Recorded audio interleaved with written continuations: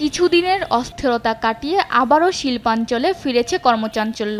মঙ্গলবার সকাল থেকেই কারখানাগুলোয় শ্রমিকদের ঢুকতে দেখা যায় স্বাভাবিক দিনের মতোই। নির্ধারিত সময়ে গাজীপুর ও সাভারের অধিকাংশ কারখানায় শুরু হয় উৎপাদন।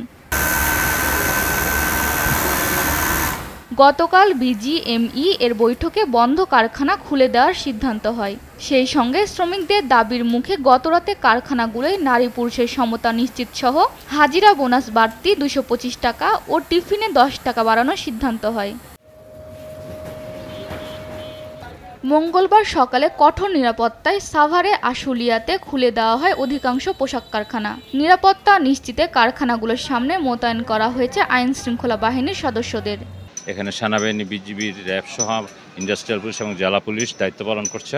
আমাদের চতুর্দিকেই মোবাইল পেট্রোল টিমগুলো চলমান আছে এবং সেই সাথে যে বিভিন্ন পয়েন্টে অতিরিক্ত ফোর্স মোতায়েন করা আছে তারাও সক্রিয় আছে।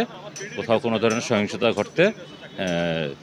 যাতে ঘটতে না পারে সেই জন্য প্রিভেন্টিভ মেজার্স নেওয়া আছে। পোশাক কারখানায় পুরোদমে উৎপাদন শুরু হয়, খুশি মালিক শ্রমিকরা। পরিবারে আমাদের যারা বৃদ্ধ বাবা মা আছে তাদেরকে চালাইতে খুবই কষ্ট হয়ে যাবে এবং এই ফ্যাক্টরি থেকে আমাদের যে রাজস্ব আয় হয় এ থেকে দেশ যেন কোনোভাবে বঞ্চিত না হয় আমরা সেটা যাচ্ছি এবং কোনো আন্দোলন আমরা চাই না। আমরা সুন্দরভাবে একটা সুন্দর কর্ম পরিবেশ চাই। আমরা চাইতেছি যে গার্মেন্টস চালু থাকলে আমরা গরিব গুণা মানুষ আমরা চলে ফিরে খাইতে পারবো।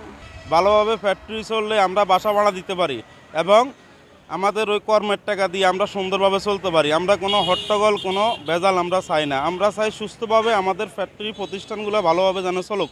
বিশৃঙ্খল পরিস্থিতি এড়াতে সর্বোচ্চ সতর্ক অবস্থানে রয়েছে কারখানা কর্তৃপক্ষ।